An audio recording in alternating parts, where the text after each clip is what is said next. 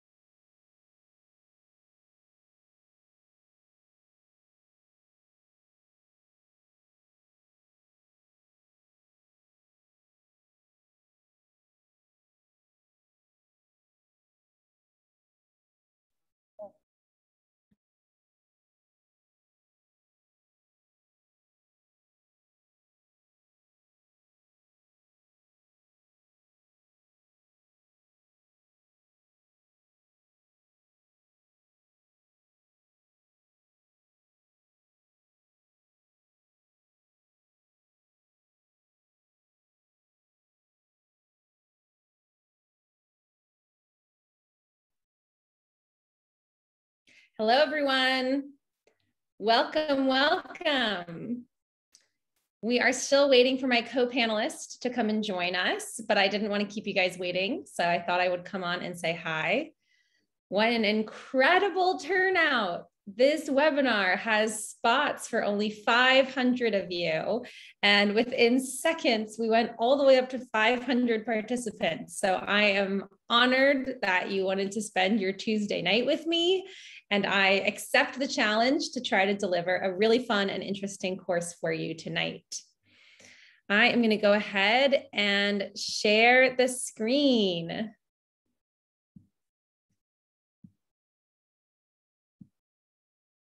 Okay. Tell me, can you see my screen?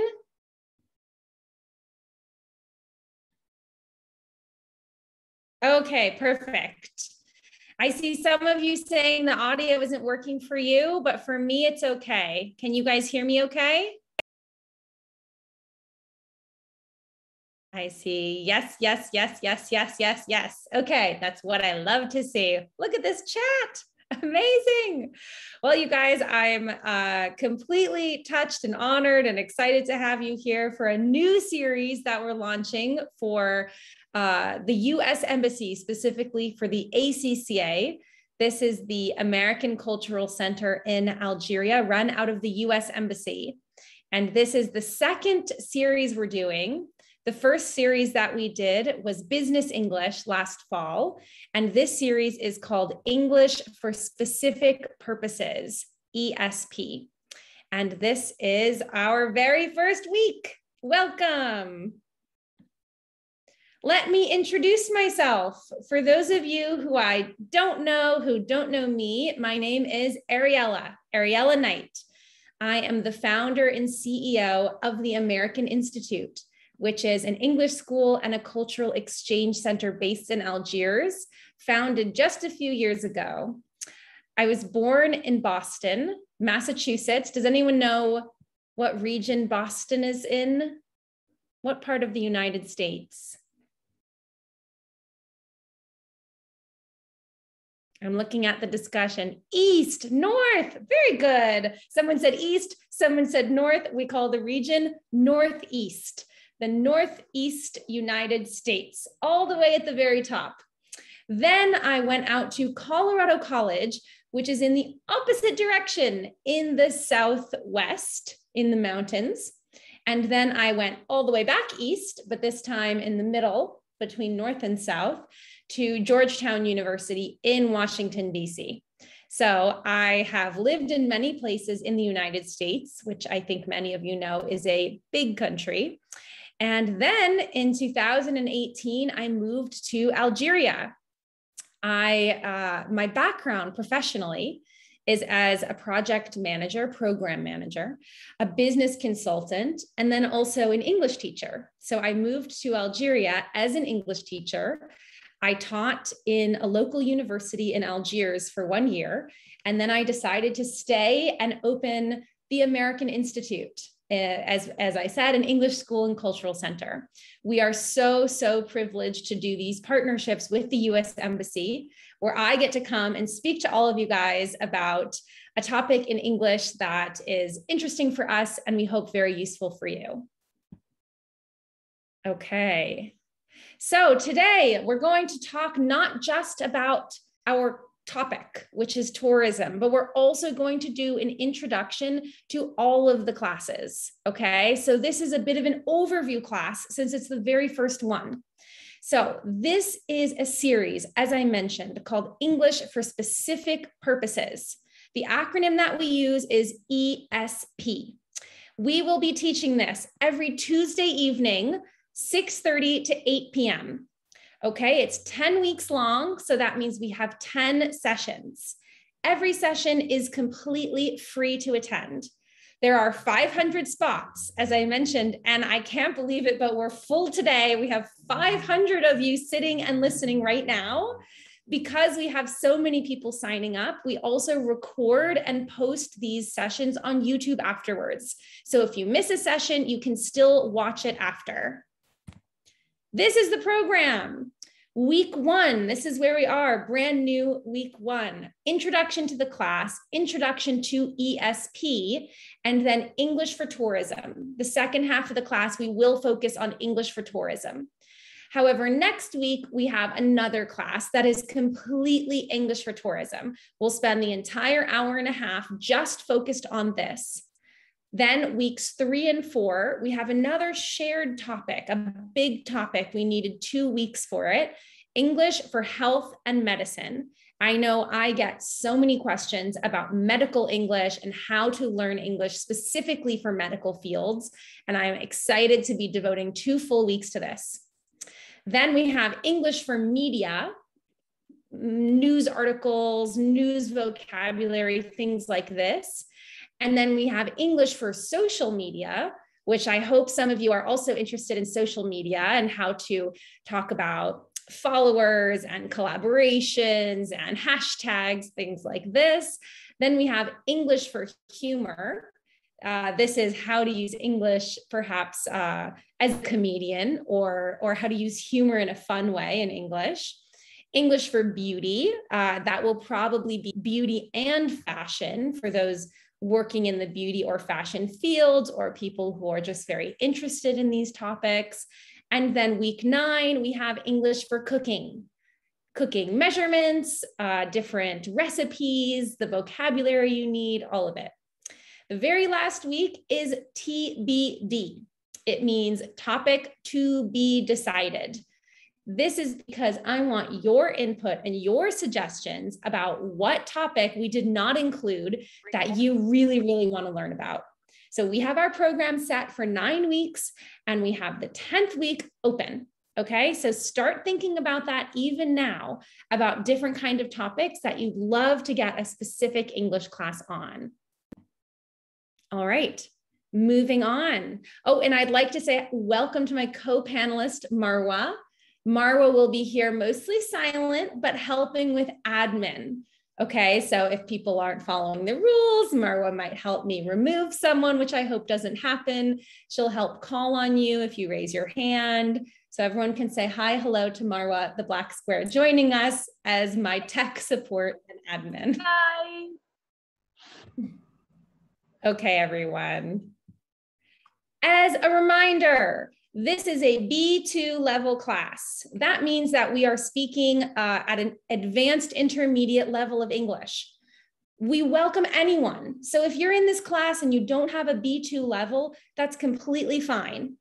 But I will not be slowing down any more than this. In fact, I might be speeding up and the level may be hard for you. If I get requests, can you slow down? Can you explain? I may say to you, watch the recording later, because we really want to keep the focus here on the learning of vocabulary and not on English lower than the B2 level, okay? A little bit about how the class will run.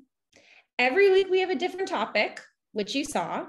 Classes will be a combination of specialized vocabulary, skill development, and guest interviews. This week, we don't have a guest because it's our very first week, but after this, most weeks we will actually have a guest with us who we will interview and learn about their profession and their work in that specific field. At specific points in the class, I will ask you questions, and we really encourage you to participate. You can participate via the chat, which you're already doing, and I love. That's great. I try to keep an eye on it. Or sometimes you can raise your hand and you can speak on the mic. Of course, not everyone's going to get to speak. There's a lot of you here, but a lucky few will get to speak on mic and share their experiences with us. So we try to have participation in every class. We also have some polls, okay? So at different times, we'll be asking for your opinion or your experiences. Okay, to get the most out of this class, you'll see I like dog photos. Here is the first one. So number one, attend the sessions that interest you. So make sure to check out the U.S. Embassy Instagram page and Facebook page, because they will be posting every week the different topics. So if you didn't memorize the different weeks and the topics, you don't need to memorize it. Just make sure you check the Instagram and Facebook page, which will announce the topic and the guest speaker. Come with questions. If you know what the topic is, it's even better, because you can prepare your questions for me and get the most out of being one of the lucky few to be here live. Take advantage of being here with me to ask all the questions you might have. And then use the chat. Submit those questions. I will try my best to respond. I can't promise I'll respond to all of them, but I do my best to keep these sessions as interactive as possible. And then when asked, raise the hand to participate with the mic. It's going to be the little indicator that looks like a hand, okay? I forget what it's called on the French Zoom, but it should say something like put your hand up or levez la main, okay? And then we will call you to participate on mic, only at specific moments, okay? If your hand is up right now, it's not a moment when you can speak, you might as well put it back down. And then also something I really recommend to get the most out of the class, consider cultural questions. English for Special Purposes is not just a language class. It is not just a linguistic class. It is also focused on cultural elements that interact with language in different contexts, okay? So don't be afraid to bring me your cultural questions as well as your language ones. Okay. We're still doing some of the details of the class. How to use the chat. Number one, respond to the exercises. Number two, ask questions related to the topic. Encourage each other. I might not see everything because I'm teaching, I'm looking at my slides, but you guys are really encouraged to interact with each other while you're learning, while you're here. So the chat is for you, and it's for me to jump in and see kind of how people are reacting and what kinds of questions you have. Next, there's a Q&A feature. You'll see it usually at the top of your screen. If you have French Zoom, it will say Q and R, but you can officially submit a question there. For me, it's the same. I try to check the chat. I try to check the Q&A. There's no one that's better than another. I'll do my best to get to questions as they come up, and I'll look at both. I will tell you two answers that we get a lot, these two questions we get a lot of. So I started putting them right at the beginning of the presentation. Number one, there is no certificate for this class. The main reason for this is we have no record of who attends. You may join for 10 minutes, you may join for the full hour and a half. You may come 1 week, you may not come the next week. So we do not have a certificate for the class, okay? But I hope you still find it extremely valuable, even without a certification. Number two, the class is recorded and will be posted on YouTube. It will be posted in the U.S. Embassy's YouTube page, as well as the YouTube page for the American Institute. And then how to participate with mic, which I've already explained. You can participate via audio, raise your hand, we'll let you unmute, and you can join us. Class rules. Again, I love dogs. I don't know why, but I love pictures of dogs wearing human items like glasses. So this is the face of a dog telling you the rules. Number one, the number one rule is respect. We need respect and we need civility. Okay, this means when you're speaking with each other in the chat or you're speaking with me, we keep it a classroom environment where we're focused on learning. This includes being nice to each other, being nice and being kind. Usually this is not a problem and we have a super great learning environment even through the chats. No profanity, okay? Profanity means swearing, inappropriate words.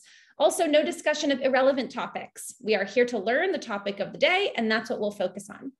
And the last rule is help create a fun and positive learning environment. Cheer each other on, support each other, say hi, welcome each other. If we do see anything in the chat that we don't love, we might boot you out. But I can tell you the last time we did this series, we had, I think, only one person get removed in 8 weeks. So I'm excited to see more of that energy, more of that positivity in this series too. More dogs. Are we all good? So this is an example of the time that I would pause and I'll check the chat and I'll check the questions. So you see there are moments when I will take a pause and I'll actually check and see what people are saying. Someone said, where is Khaled? Khaled is at the U.S. Embassy, but not only for a few more days. Okay, are those your dogs? No, they are not my dogs. I saw earlier someone said, why not cats? I did look for cat photos because I know cats are more popular in Algeria, but I didn't find as good expressions. Dogs, they have these very silly expressions. But I'm open to being sent some good cat photos and I can start to integrate. Yes, okay, I see. No one can disagree with those rules. Thank you, Huda. Do we have to register every week? Miriam, very good question. You do not need to register every week. The link is the same every week and you should get an email reminder an hour before the class every week. So you have officially registered for the full series. You do not need to re-register, but you should still plan to come early if you want to get your seat. Okay, sunshine. I am in Algeria. I am in Algeria right now. Someone loves turtles. Oh my gosh, you guys. Okay, this is great. Lots of questions. I'll check the Q&A. Okay, I see a lot of questions about the certification. As mentioned, we don't have certificates. Okay. All right, guys, let's get started. Enough of this. We spent maybe about 15 minutes going over the rules of the class. It is time to talk about ESP. Let's start the series of ESP. So this is the agenda. I'm very organized. I will always have an agenda in the classes. First of all, we have two parts to this class. We have welcome to the class section and then tourism English, because tourism English is our topic today. So we've already done number one in welcome to the class, which is overview of the rules and the curriculum. Now we're going to talk about what is ESP and why does it matter? After that, you'll see under tourism English, we have a vocabulary section, we have a skill section, and we'll end with an idiom. I have a question for you. I saw someone ask this earlier, but I'm actually going to start by asking you, what is English for specific purposes? If you know, put the answer. If you don't know, put a guess. What do you think it means? English for special purposes. Okay, ESP are designed for specific learners as workers. Okay, specific topic. Okay. Someone says it's in the name. Exactly. In some ways, I'm asking you to explain a somewhat obvious name, but try your best. Specific themes. It means vocabulary used for specific topics. Okay, for specific workers, specific reasons, specific vocabulary. Okay, a precise topic, very good. Okay, words for a topic. The jargon we use in professional fields, I like this word jargon. Talking about a specific topic. My gosh, you guys are going too fast. I can't even read them. Specific sector. Okay. Learning English for a specific domain. These are all good words. Sector, domain, jargon, specific. Yes, I'm just repeating specific. Here is my answer. ESP is a specific genre of English for students with specific goals. Okay, so it encompasses two things. It is both I'm trying to find a synonym for specific, an exact area that you're learning about, but to meet goals related to this, okay? It focuses on developing communicative skills and usage of English in specific fields, okay? This is because when people come to ESP, they already have a foundation in basic English. They've already learned the grammar, they've learned basic vocabulary, and they want to learn, or they want to use the English they have in a field relevant to their interests. For that reason, ESP is generally a communicative-based field. You're learning to use your English in a different topic. Usually it is oriented to meet professional goals, or it's focused on a specific professional setting, which you saw in our lists. We have for humor, that could be for a future comedian. We have for beauty, that could be for a stylist. We have for cooking, that could be for a chef. So it can be personal interest, but almost all of them can also be for professional purposes. Okay, question 2, what are the benefits of learning ESP? What are the benefits? Again, you might say it's kind of obvious. Well, okay then, if it's obvious, tell me. Practicing your English, amazing. This is an amazing benefit to any type of English class, to get more grammar, to enrich vocabulary, to be able to communicate, easy communication, working in the international spheres, very good. Allowing learners to master skills. I really love the word mastery, okay? Taking it from one level into a much more sophisticated level. Conversation, to be professional in your domain, enrich vocabulary for tourism, to be a native speaker. Okay, very good. Conversation. I think everything has been mentioned that I have. You guys are good. So I have 3 benefits to ESP. Number 1 is professional development. So ESP gives students the required practical skills and specific vocabulary to enter that field in English.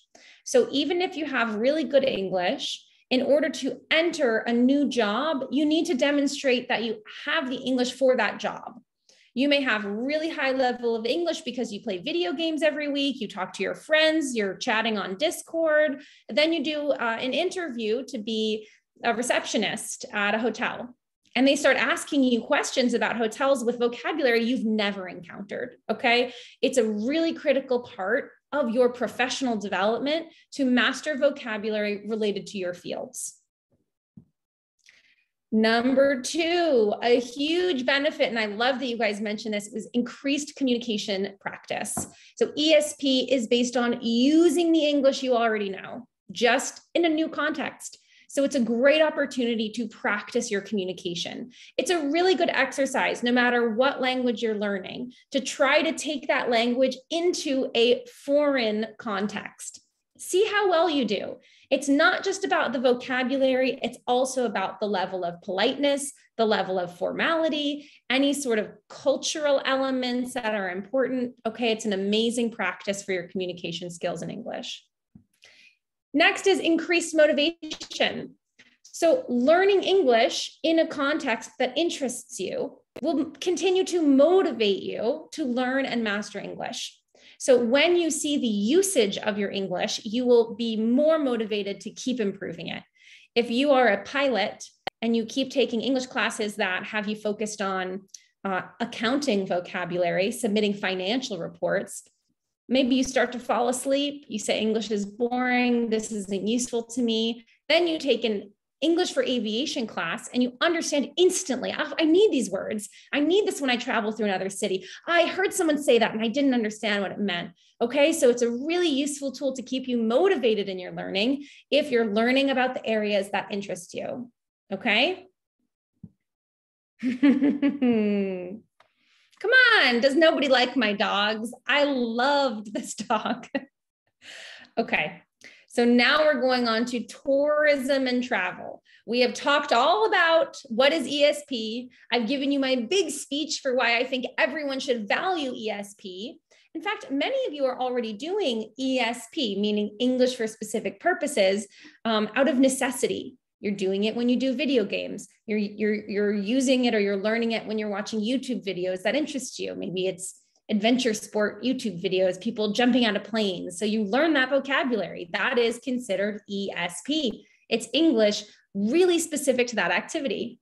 So I hope you're feeling like you understand exactly why ESP is very useful to you and why we put together the class specifically for ESP.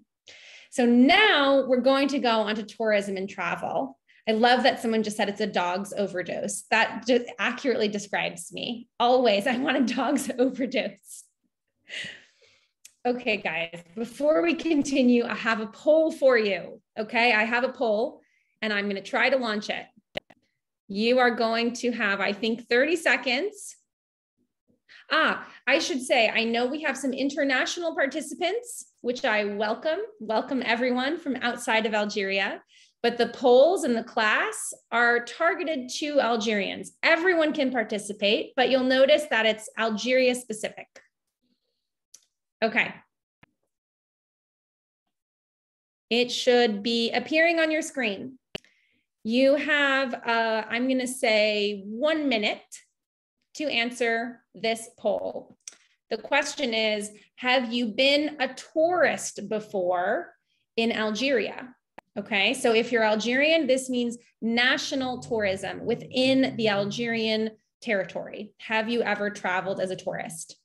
You can say, yes, I have traveled as a tourist in Algeria, or no, I haven't traveled as a tourist in Algeria, and I'm not sure, which is okay because we're going to go over definitions soon. 20 more seconds to answer the poll. Wow, you guys are good, actually. We have over 370 people have answered. I like this. We have an active group.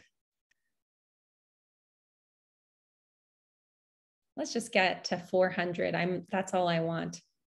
400. Okay, almost everyone responded. So I'm going to tell you guys, let's put an end to it. So now you should be able to see the results as well. So 72% of this group tonight has traveled as a tourist. Okay, maybe it's someone in Oran has traveled to Constantine. Maybe it's someone in Blida has traveled to Algiers. Okay, 22%, that's about 1/5, have not traveled as tourists in Algeria. They have not left their home area to travel. And about 6% aren't sure. Okay, good. And then we're going to go to poll number 2. It should be on your screen right now. Okay, it's live. Let's see if we can get to 400 again. This question is, have you ever been a tourist outside of Algeria? These questions are what I call scene setting. They just help me and they help you understand who's with us.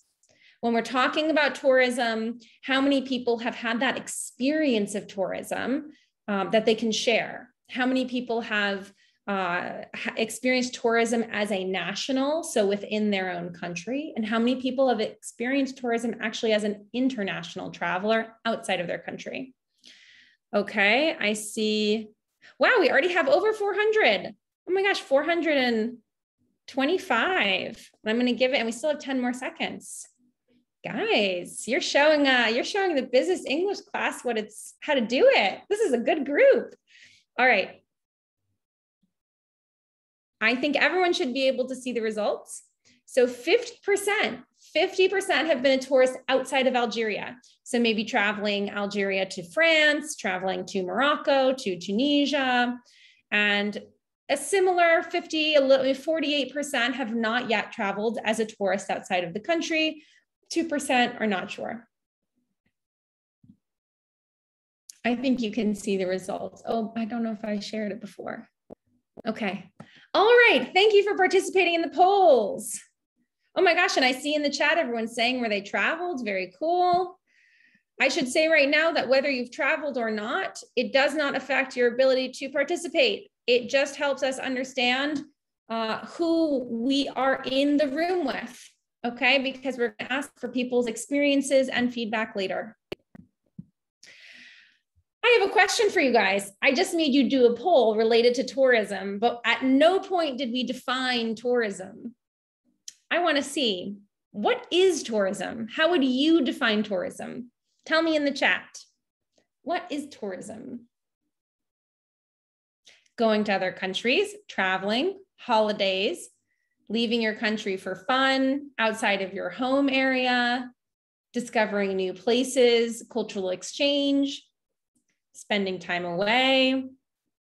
It's the act of visiting other places, discovering a new country, a new culture, leaving your country, fun, adventure, beautiful cities. Yes, we have a lot of positive associations with tourism. This idea that you go for beauty, for fun, for leisure, what we call leisure.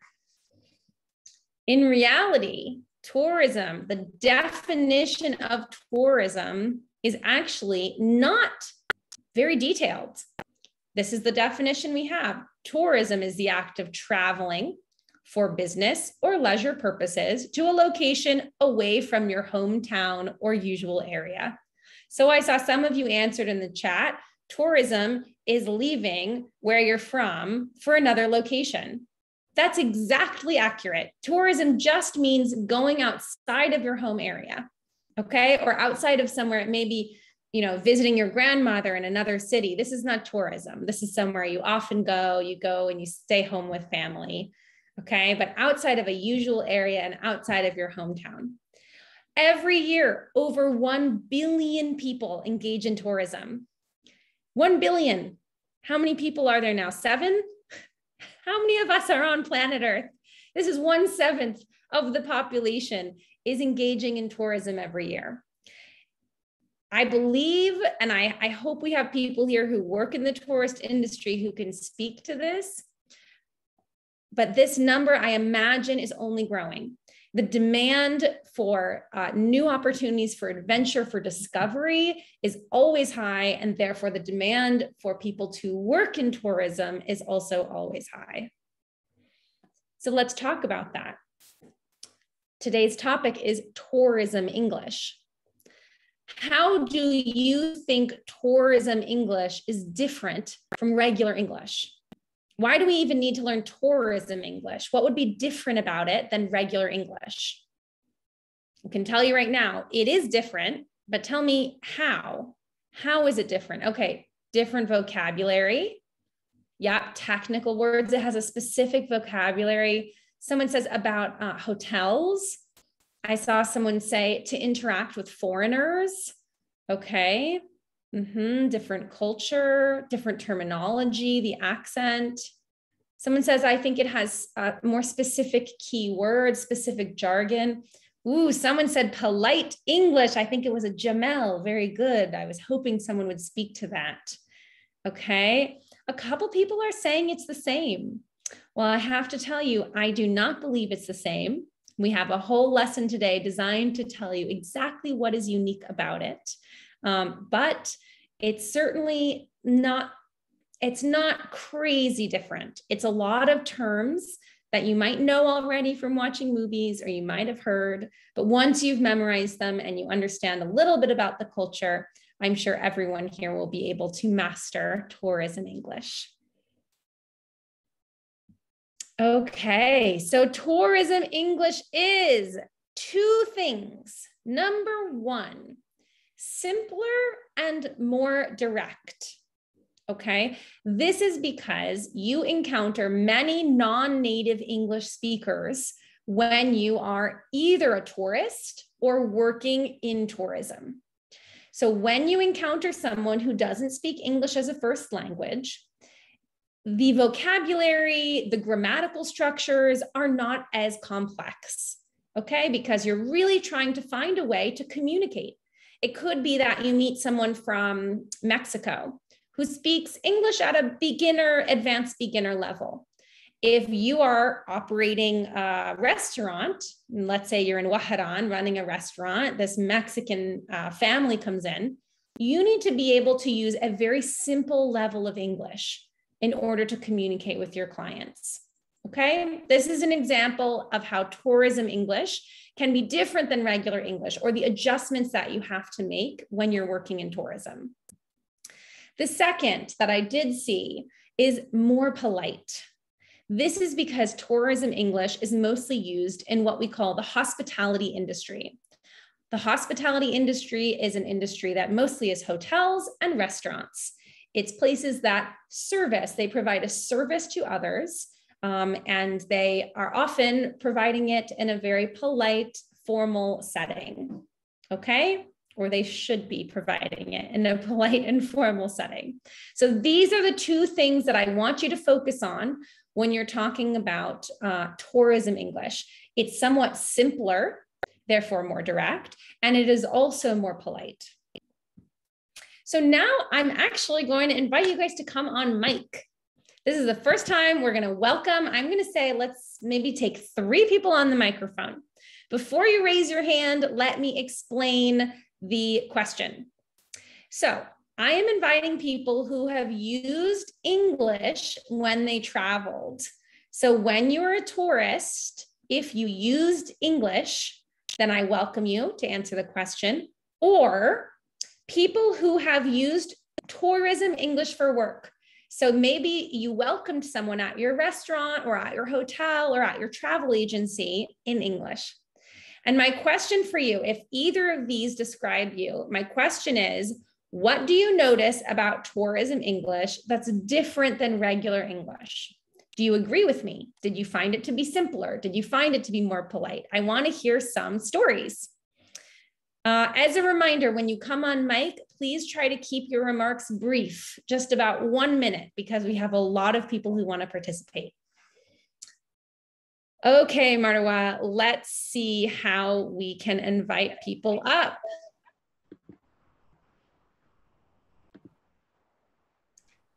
I see 33 hands up. Oh my gosh. So I believe, Marwa, you just pick one and you click allow to speak. Do you see what I see? I don't have the allow to speak here. Oh, maybe only I have this. Okay, let me try it on my end. Let's see. Okay, I'm gonna pick completely randomly. Hafida Zerigui.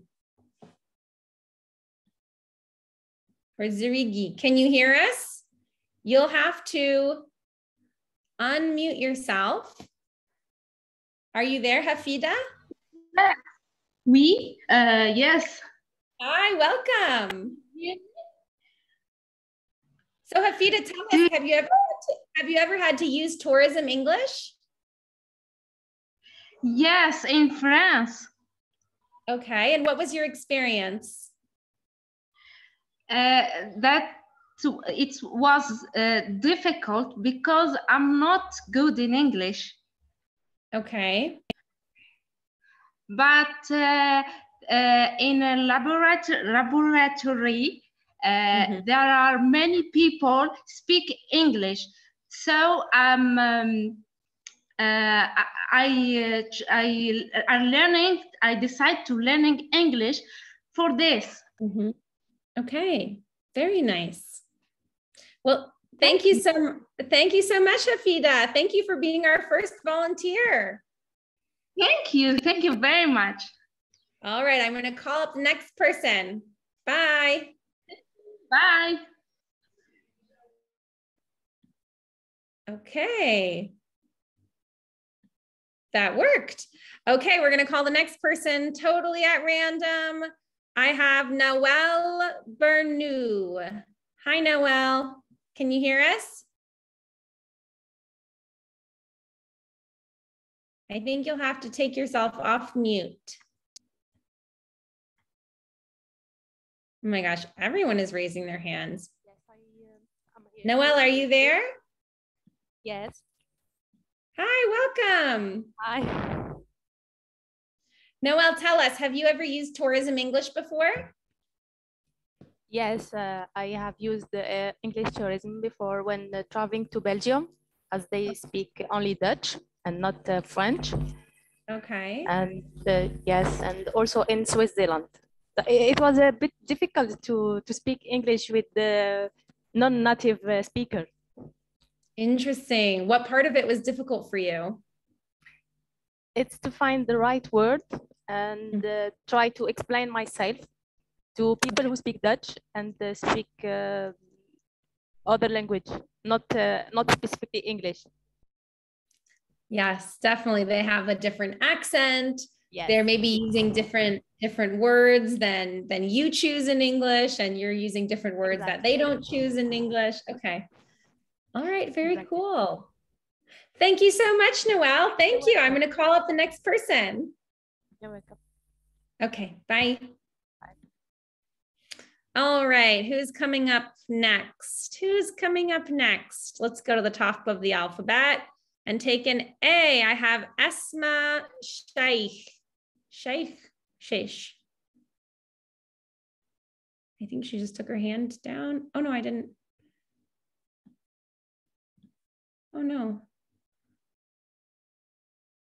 You guys are putting your hands up so fast, it's moving it's moving everyone around. I've lost Esma. Oh no. Okay, Esma, you're here. Welcome. I think you'll have to unmute yourself to join.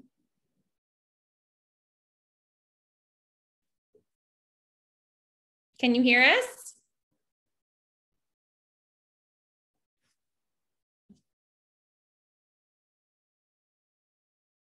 Okay, I'm not sure if Esma is there.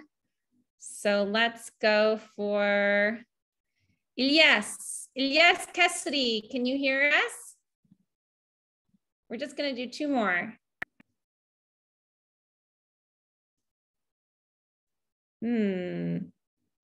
I think you might have to unmute, or it could be a connection. Sometimes people don't have a connection. They don't have a good enough connection, I mean.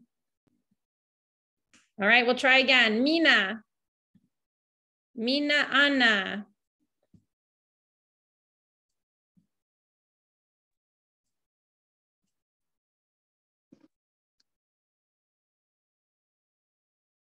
Hi, Mina, are you there? Are you guys nervous? Do you want to speak and then you're nervous?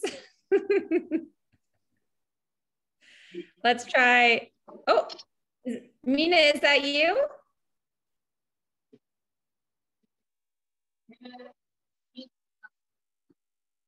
Oh, I think it's a connection problem. I think it's a connection problem. Okay. We're going to try one more. We're going to try one more, you guys. This is a sad moment. Let's try Rafiq. Rafiq Ben Khadam. Tell me you have good connection, Rafiq.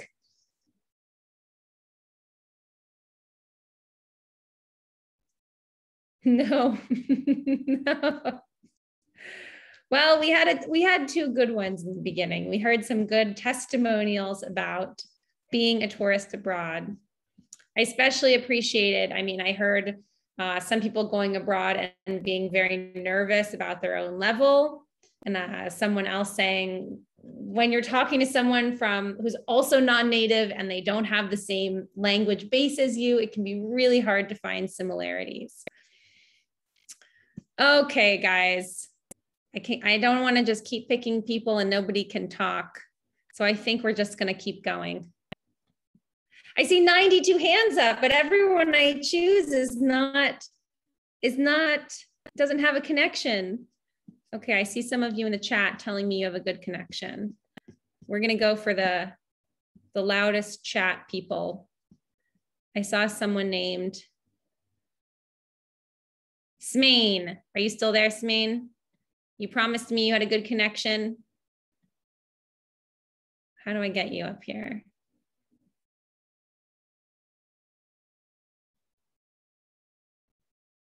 Okay, Smain, you're on. You're my last. Oh, Okay. Good morning. Yeah. Connection. Good afternoon. How are you? Fine, thanks. And you? I'm doing well. All right. So you're here to make up for everyone else who couldn't talk. Tell us, what is your experience of tourism English? Yes, I have the opportunity to travel the many country, but I must to speak English tourism. Yes, and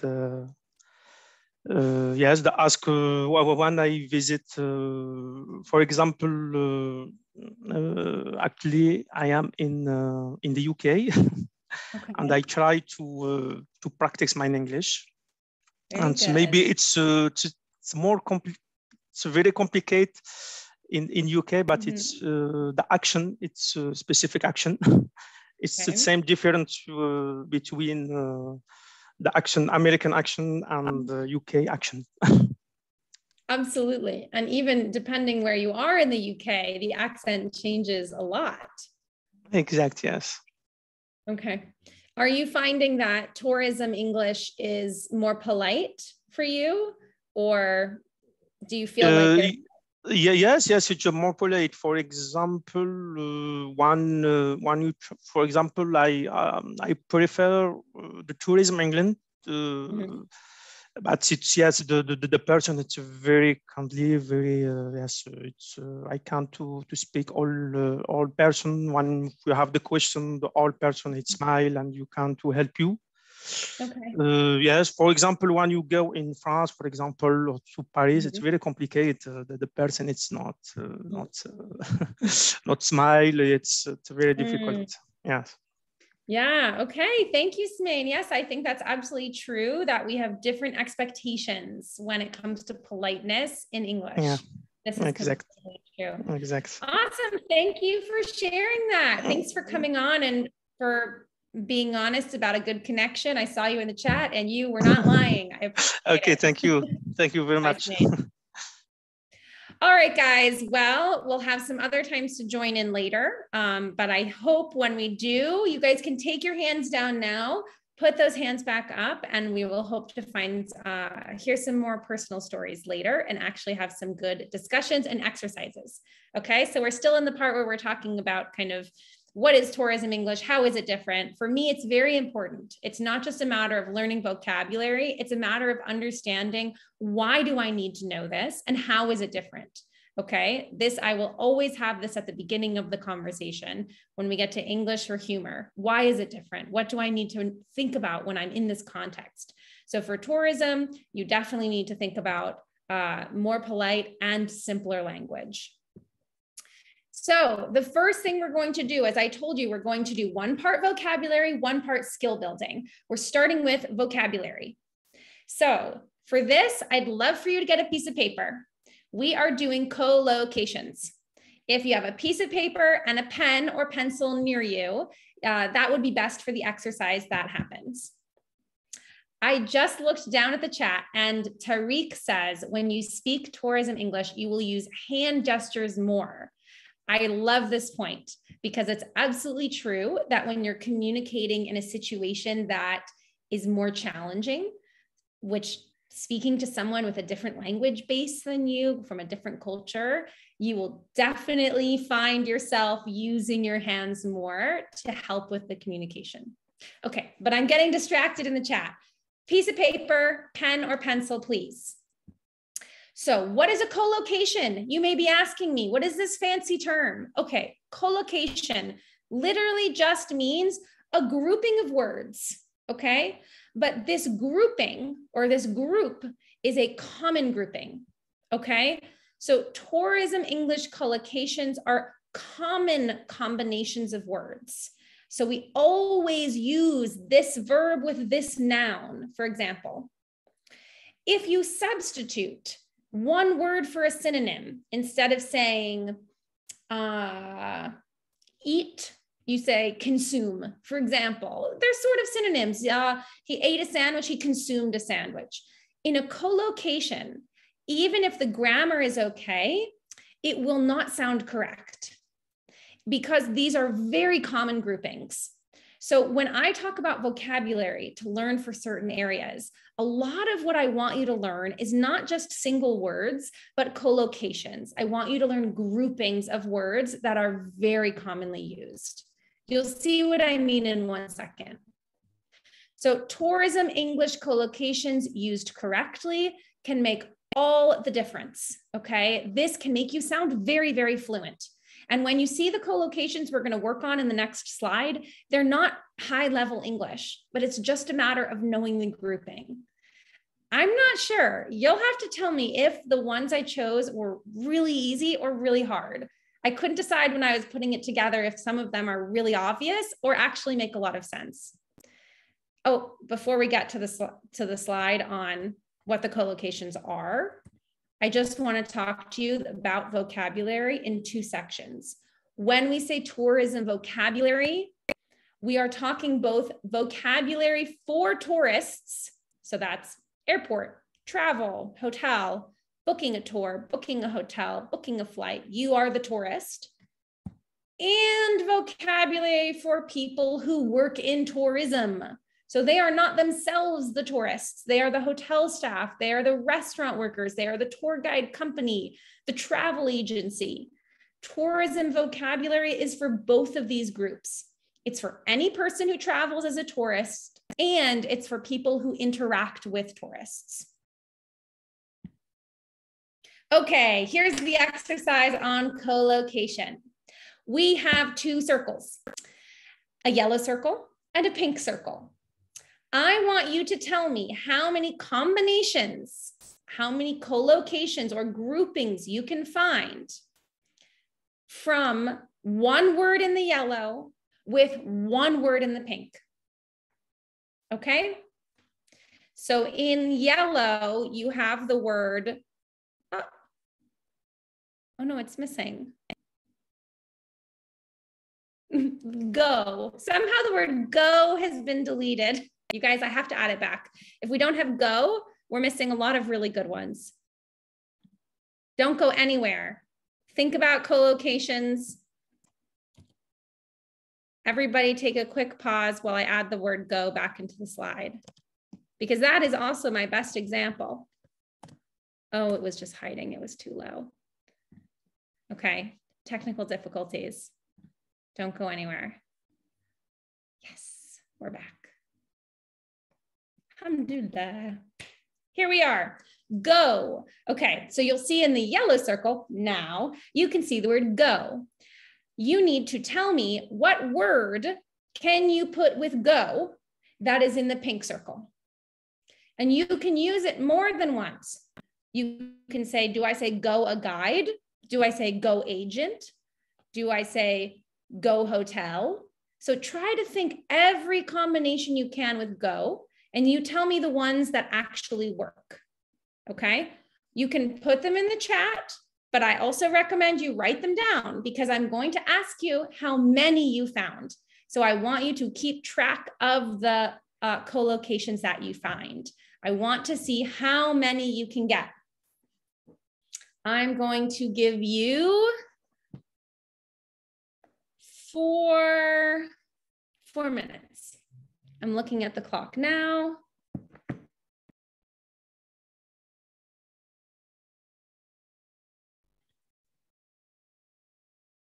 Let's see. 4 more minutes. You guys, I see you in the discussion. Amazing, amazing. But do not forget to write them down because I want you to count.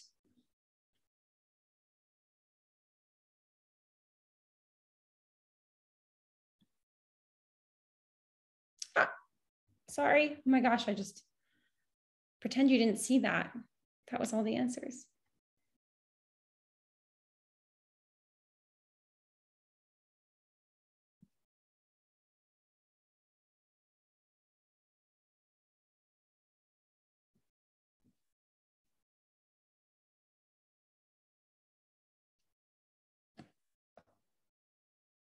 I'm not giving any answers. I see everything in the chat, but you still have 3 more minutes.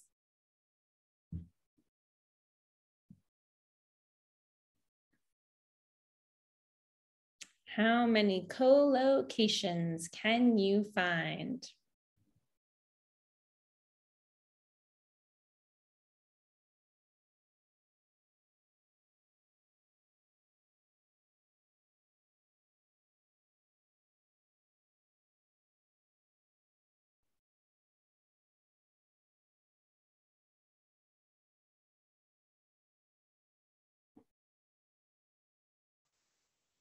How many co-locations can you find?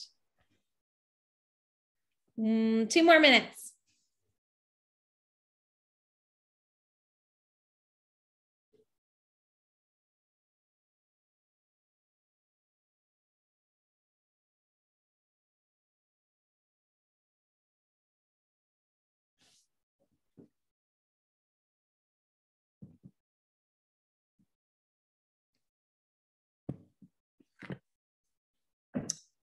And one more. I have a feeling, I knew this would happen. I have a feeling you guys are going to find some that I missed. As a native English speaker, it doesn't mean I'm a master of everything English, and I often forget some myself, but I have a good bunch.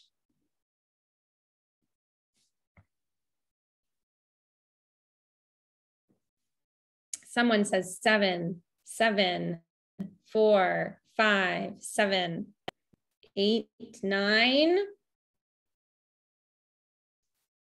Someone said 88. I think that was a typo. There's definitely not 88.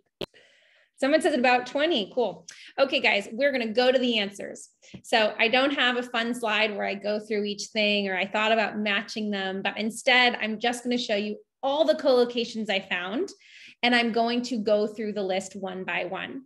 I will provide an explanation if I think it's unusual, but if I don't provide an explanation and you want to know, I'll keep an eye on the chat and you can ask me, I don't understand, or what does this mean? Okay, this is our vocabulary part of the evening. My goal for this is that you leave with dramatic effect with 22 new phrases. If they're not new, and maybe even every single one of these, you say, Ariella, I know this or I understand this, but now you understand that this is a very common collocation. You see these words together in this order. Okay, so let me start with number 1 as an example. Airport hotel. Okay, you can say, Ariella, that's really obvious. It's an airport hotel. What's the collocation? Okay, but we don't say hotel in the airport. I mean, you can if you wanted to, if you want it to be long, but you can also say, I'm staying in the airport hotel. This is a hotel within the airport. You do not leave the airport to go to the hotel. Oftentimes you don't even leave your terminal. There's usually in a big hotel, there's one of them, okay? You can see in the back slide, we had airport. The next thing with airport is airport terminal. Airport terminal, this is the section of the airport that your flight is leaving from. Some airports have terminals with numbers, terminal 1, 2, 3. Others have letters, terminal A, B, C, okay? Did anyone find anything with airport that I did not find? Airport. I see some of you did not understand the exercise. That's okay. That's okay. You can still look at the slides later. Airport luggage. Airport luggage, we would not say. That would mean it was the luggage belonging to the airport. The airport is a place. It cannot have luggage. Airport agent, we also do not say. That would be also equally unclear. There are no agents for the airport unless you're talking about a security guard or security agent, but otherwise they are agents with specific airlines. Okay, so I think I got both with airport. So now we're on the second word, which is book. Tell me what you had for book. What is a collocation we can say with book? I see book a guide.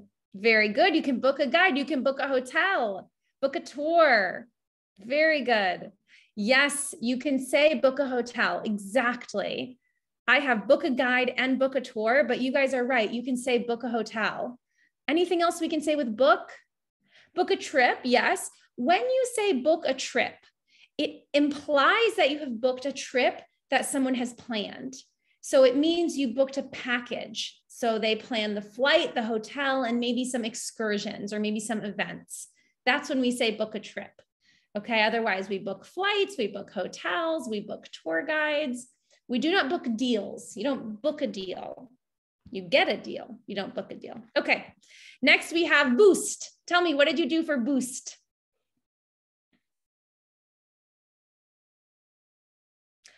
Someone said, what does it mean, book a guide? So to book a guide means that you're hiring a tour guide, but we also use the verb to book.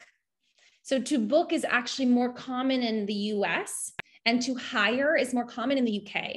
But effectively, they are synonyms. So it means that you call the guide and you say, I would like to reserve you to show me the downtown area, maybe the souk, tomorrow at 12 p.m. And you go, is it booked? He says it's booked. So I have booked a guide for tomorrow. Boost. We actually just have one for boost, you guys. Boost tourism. Good. I see a lot of you saying boost tourism. Very good. To boost means to increase.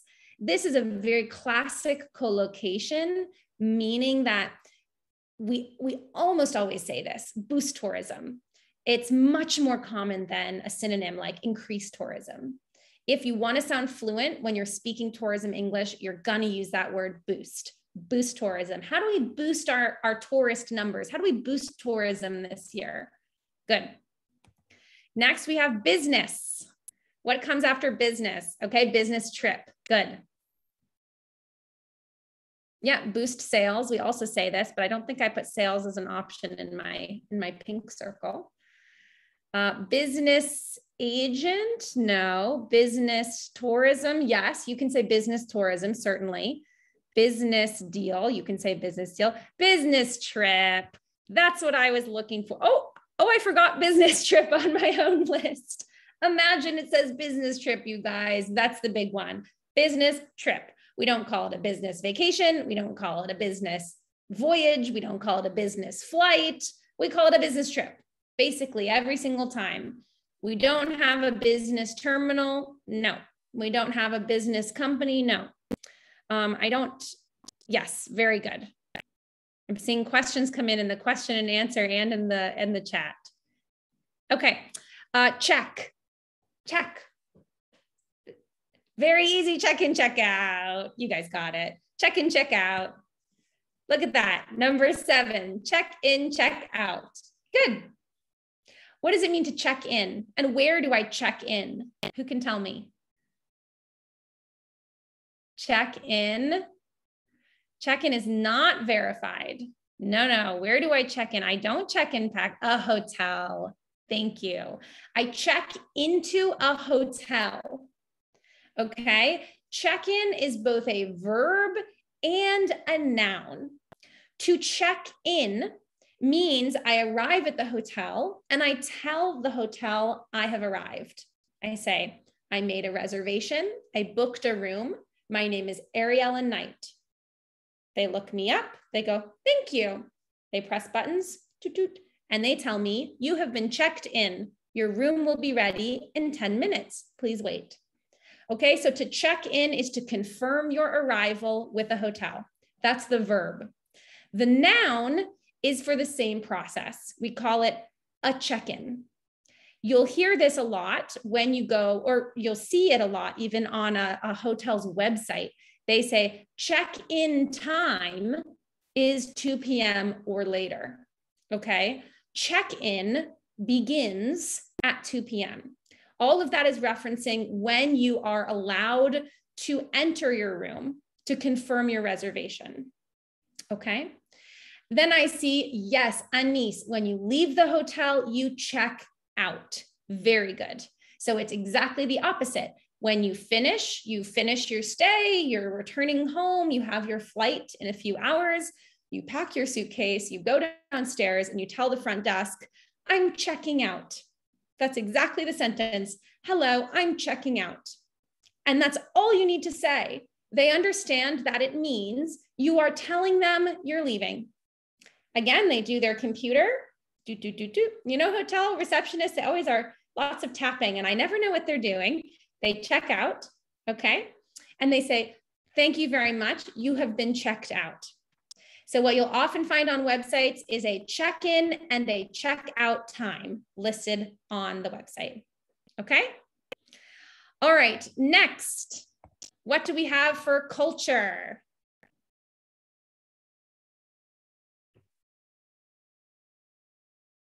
Shock. You guys are easy. I mean, sorry, the answer was easy. Culture shock. That's the only one I thought of. I don't think we have anything that works with culture besides shock.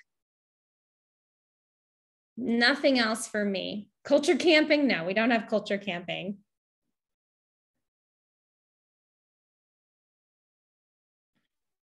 Okay.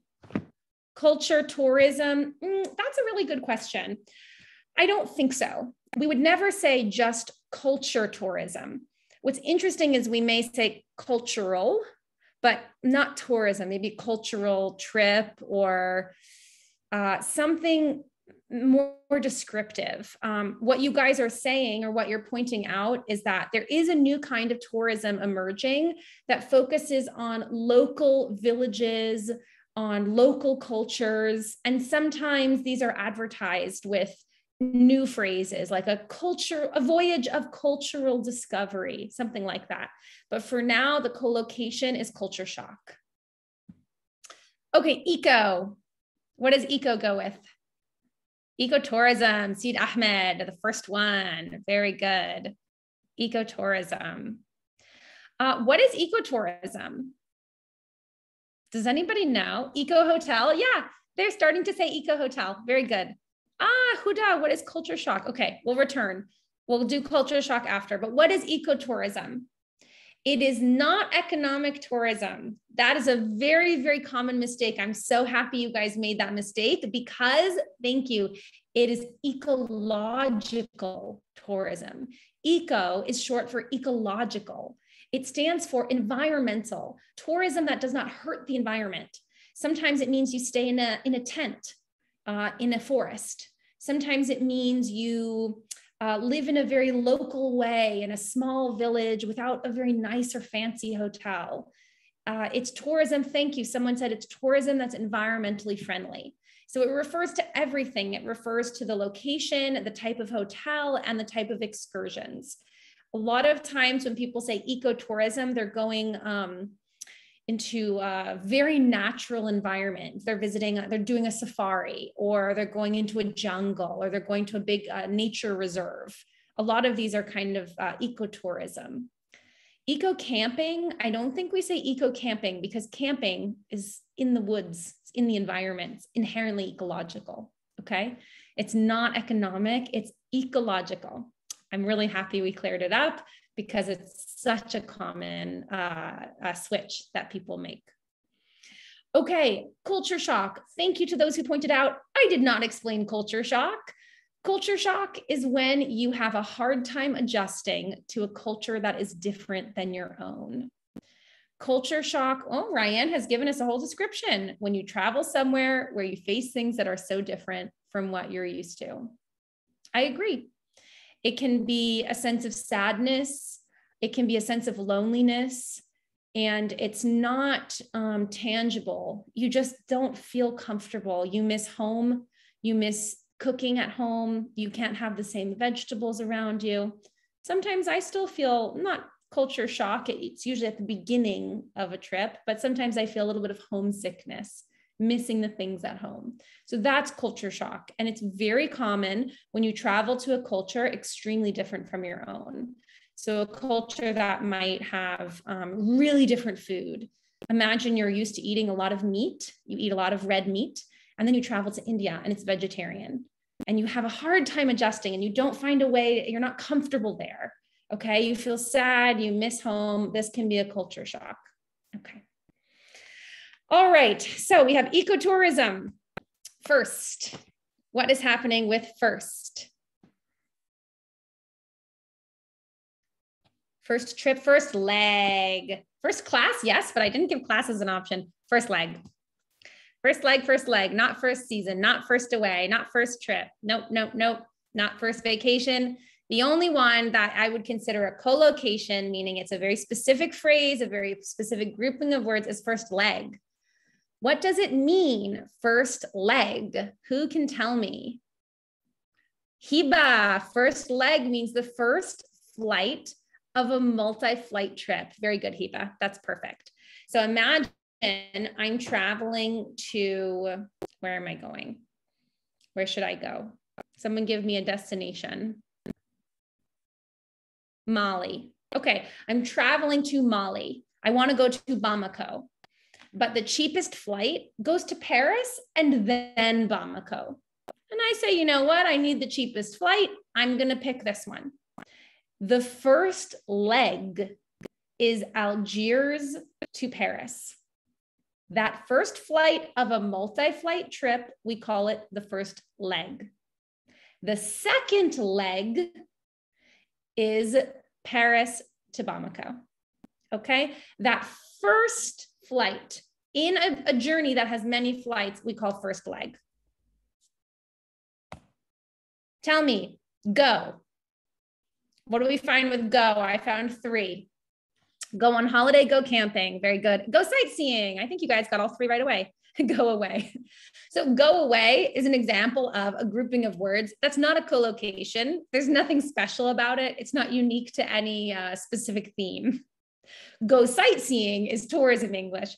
Go away, I can use anytime, anywhere that I need to tell someone to go away. Yeah, exactly. So go on, go out. These are not what I'm looking for. Go on holiday. Very good. Go on holiday.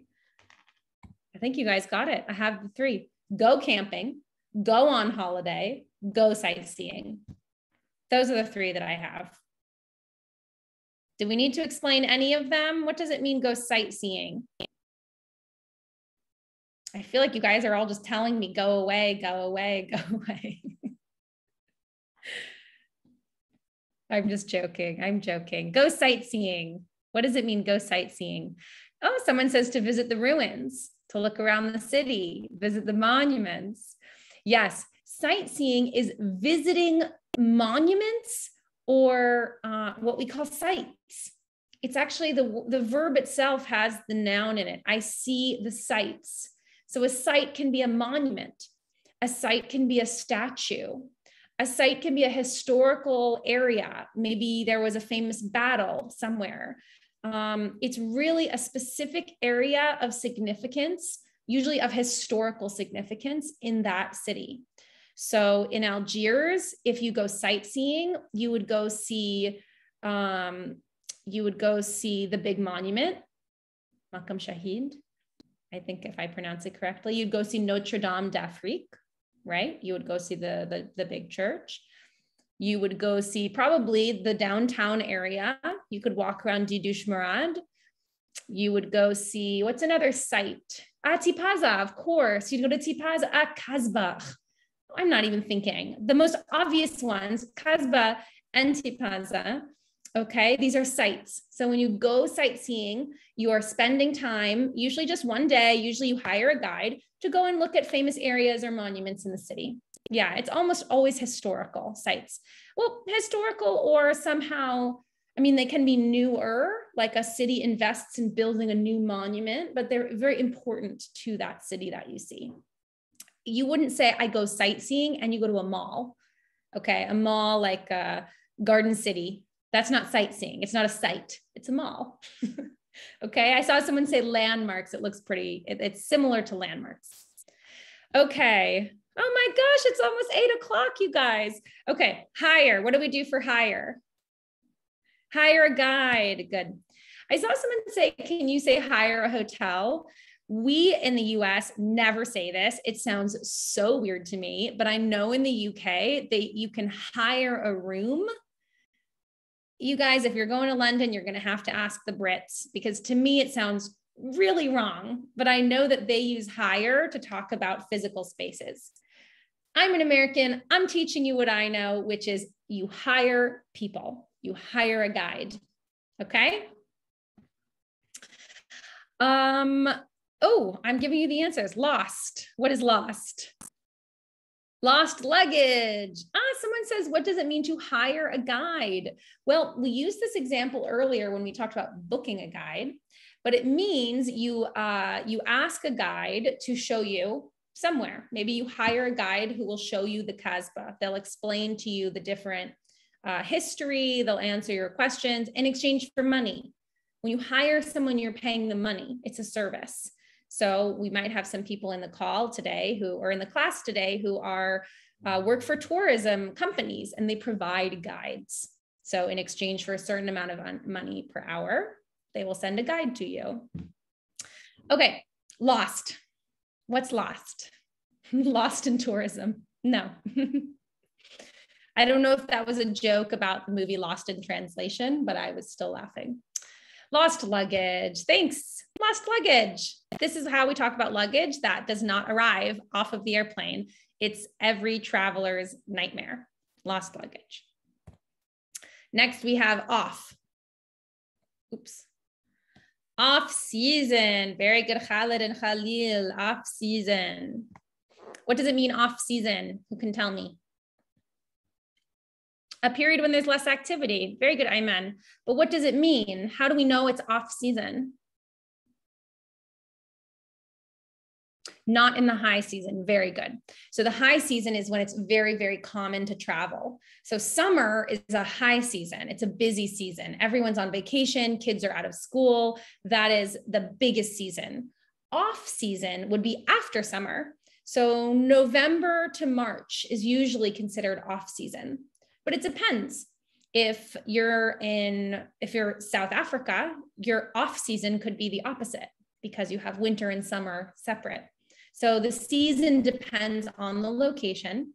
When you travel off season, you often have cheaper prices because there's less people competing for the same hotel rooms. That's off season. Okay, next we have pack. Pack. What are we packing? Pack a suitcase. We don't pack a deal. Nope, but we do pack a suitcase. Very good. Pack luggage. Yeah. Pack a suitcase. Pack a suitcase. Beautiful work, everyone. Pack a suitcase. Ah, the person who said pack deal, I think you were talking about package. Package. What do we say with package? Package deal. Very good. So pack a suitcase. Pack is the verb, to pack, to put my clothes in a suitcase. Package, package deal, this is now an adjective. A package deal describes when you get two things, but you only pay once. So a hotel with excursions could be a package deal. Instead of paying 100,000 dinar, it's very expensive. Let's say instead of paying 30,000 dinar for the hotel and 10,000 dinar for excursions, that would be 40,000 total. They say to you, we'll give you everything for 35,000. You have a hotel for the week and the excursions. It's a package deal, okay? Fareed knows the phrase kit and caboodle. We don't have time to talk about that, Fareed, but I'm very impressed. That's a very native English thing to contribute to the chat. Yes, Darouai, I'm not sure how to pronounce your name. It's like an offer. What they say in French, when they say an offer, we in English often call a package deal. But package deal has to be more than one thing, okay? So it's a discount when you have multiple things, okay? Off. What's off?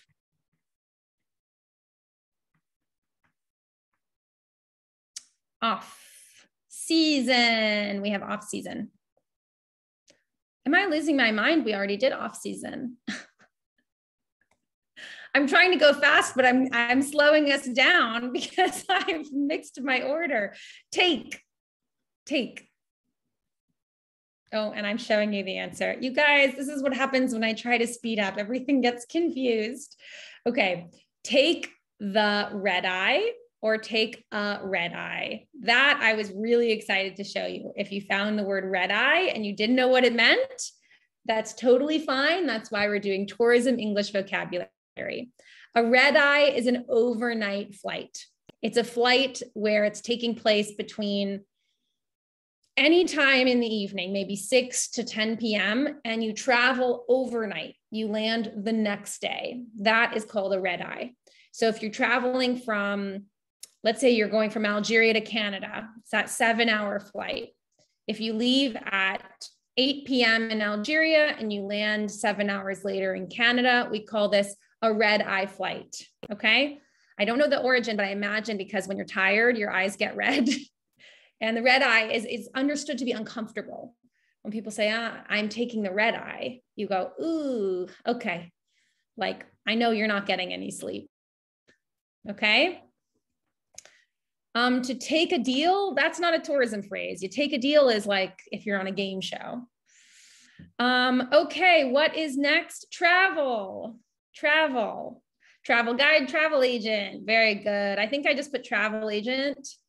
Travel guide. I don't love travel guide. We say tour guide. Tour guide and travel agent. Tour guide, travel agent. Okay. And the very last one, I think you can already see it in front of you, but I'll pretend we haven't all looked. Weekend getaway. Good job, everybody. A weekend getaway. What does it mean, weekend getaway?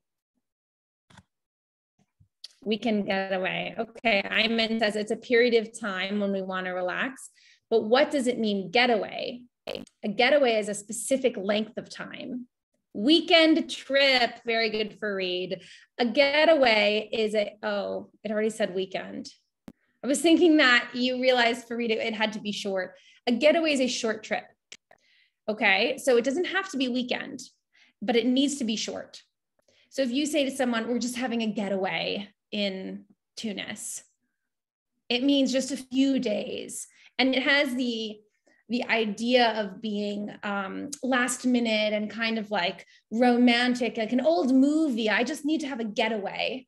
And it's in the word itself, like get me away from my life. I just need some distance. I'm having a getaway in Constantine. So it's a weekend or a shorter time, and usually describes like a sense of leaving behind your work and your busy life. Okay. I'm realizing we are almost at the end, you guys. So we are going to have to cut some of this short, but just to finish co-locations, tell me, I found 22.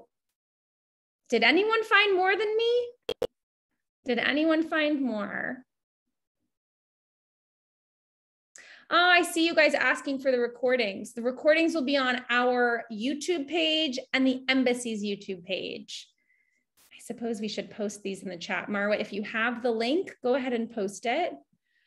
So we were going to do skill development. I'm going to save this for next week. This is going to be all about polite English. In the tourism industry, we need to have a polite level of English. So this is for next week. Look at how much I thought we'd get through. And you know what is so sad is I had so many opportunities for you guys to talk and join on mic, but this had, khalas, the first session, I had to do a lot of explaining and talking. Next week, we will have way more participation, I hope. Hi, Fareed, I see you on there. Idiom of the week, the last thing before we leave, I give you guys every week an idiom. This is a common expression that it's non-literal. It's different than the actual meaning of the words. Today, I'm teaching you tourist trap, a place that attracts tourists, but charges a lot of money. And it's not a good place to go. And to travel light, which means to travel with a small suitcase. It's only a weekend trip. We packed light. That's everything I have for you guys. Thank you so much for being an amazing first group. I'm so happy. We had 500 the whole time. We never went below 500. I'm so touched and honored to be your teacher this evening, and we have much more to do. I hope to see you guys next Tuesday night, where we will keep doing everything and anything related to tourism English. I'm sorry we didn't have the link for the YouTube, but you know what? I'll try to share it out either on my Instagram or on, maybe we can email everyone who registered. We can try to email everyone who registered, but I'll put in here my Instagram. If you guys want to look there, I'll share it there as well. I'm at Ariella in Algeria. Thank you, everyone. Thank you so much for coming. Thank you for the nice words. Have an amazing evening.